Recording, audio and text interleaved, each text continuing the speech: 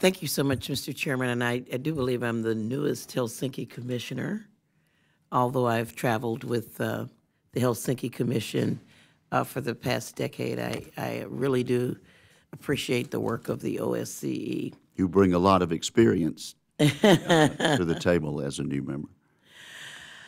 I also am a member of the Financial Services Committee. I'm the ranking member on Monetary Policy and Trade Subcommittee.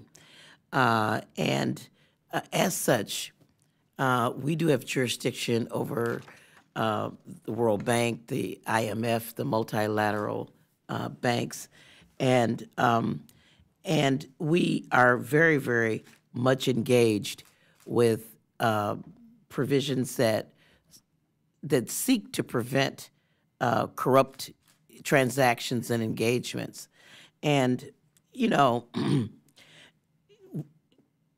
the Foreign Corrupt Practices Act of 1977, and I am going somewhere with this, put that in place. And of course, our companies screamed and carried on about the expense that would cause and how uncompetitive that would make some of our companies. But what they found is that it really protected them from corruption.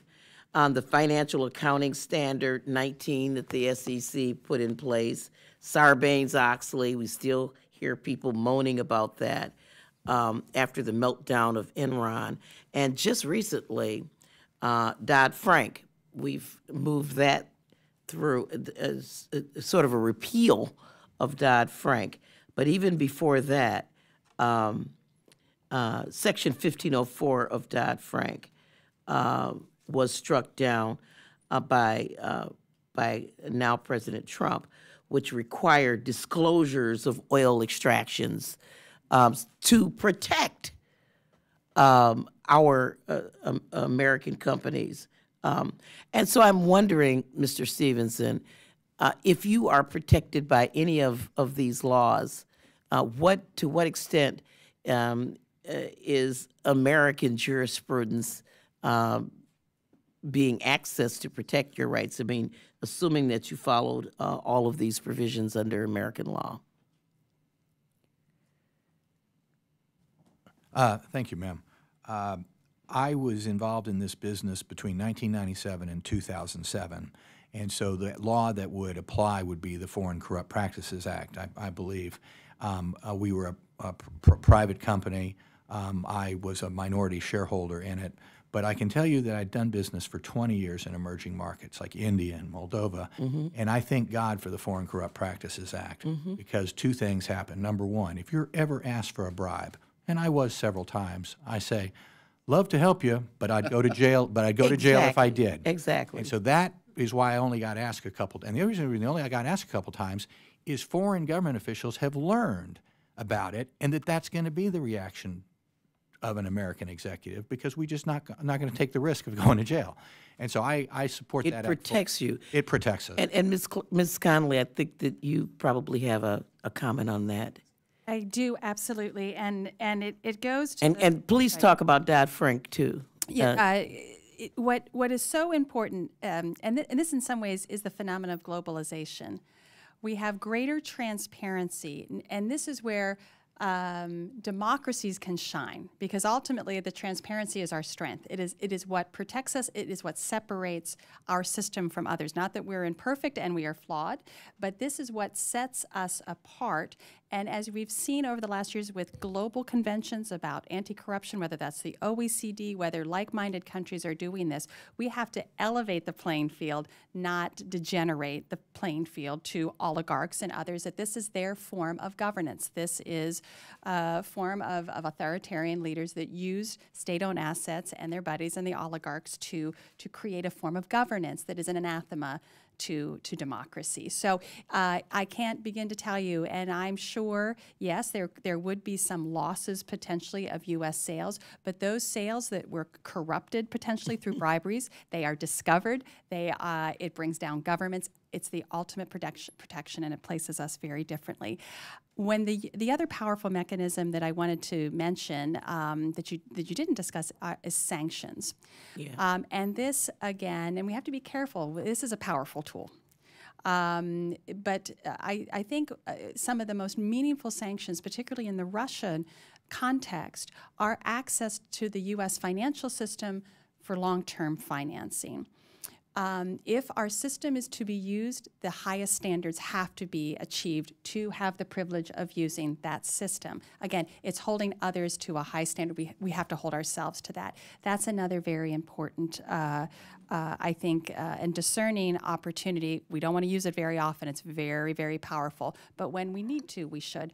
I'm sorry, I'm not knowledgeable about Frank Dodd, but when the U.S. starts setting regulatory transparent standards because of our global dominance in the financial sector, other countries have to respond and respect that. And that's a very powerful tool as long as we use it very carefully. Well, I would commend a good read of it before it gets repealed. Actually, Section 1504 addresses the extractive industries in oil and gas, and 1502 is the relates to the extractive industries with regard to minerals and so forth, a resource curse sort of minerals, and to try to, and American companies have found that this is very helpful to them, that there is a transparent supply chain, making sure that that there's no corruption in the supply chain. And actually, I know you deal with OSCE countries, but there's a lot of pushback in some African countries because, people want they want an opaque environment so that they can continue to have these nefarious transactions. And so I would commend that to you for a good read.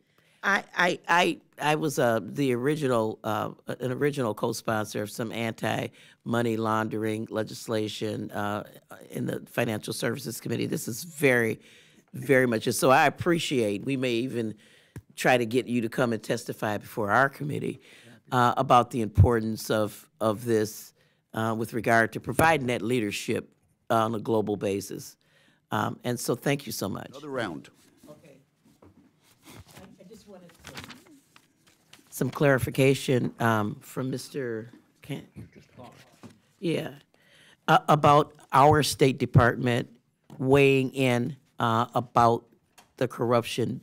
Just clarify for me, you said that our State Department did not raise eyebrows, as it were, with the arrests of journalists and so on. Can you Is there a clear responsibility within our State Department protocol where we missed doing that? Well, the State Department produces an annual human rights report, right, which reaches the human rights report conclusions about the level of respect that different countries give to fundamental rights. And it's worth looking at those more for the omissions than for what's included. Read them side by side with some of the reporting from Freedom House and Human Rights Watch. For me, even the reporting of Freedom House and Human Rights Watch doesn't often pick up on many of the cases that I've described, but they pick up on some of them. And the State Department and the European Union's CVM reporting seem to completely ignore them. It's a serious omission. Okay. If I may, and perhaps Mark, you'd like to jump in as well. I'm sure our embassy are focusing, tracking this, and speaking privately. The question is sometimes we don't have the visibility in seeing that publicly. And what happens if the private messages are not being addressed or we see backsliding, then that's when the public messages have to start ringing clear. That's when there have to be some impact and consequences for a real change to a country's posture. I will agree with Mr. Clark. We have all been too distracted, both the European Union and the United States, in understanding how backsliding of NATO and EU members weakens all of our collective memberships, and we need to do this. It's not easy. It's very difficult to criticize another ally when we depend upon that ally at the same time, but we have to find a way to do that, and the transparency and public discussion of this is absolutely vital. And Mark, you might want to, from your own experience. Yeah, well, the incidents we're talking about occurred when I was not ambassador, so, but I talk often to the current, my successor, and I have every confidence that if he saw a serious civil liberties violation or whatever, he would raise that with the appropriate authorities. He might not do it publicly, he might do it privately. I know he and I both have an attitude, and I think I would guess Heather agrees with me, that ultimately we have to build institutions in these countries that can do it themselves. We can't have the country run by the U.S. ambassador. It's the Romanian court system that has to check a DNA or an SRI that's out of control. That's beginning to happen in Romania because of the CVM, because of our ambassador. By the way, the other ambassador who was extremely helpful on this was the UK ambassador. And you know why? Because UK has the UK bribery statute. He has the same problem that I did.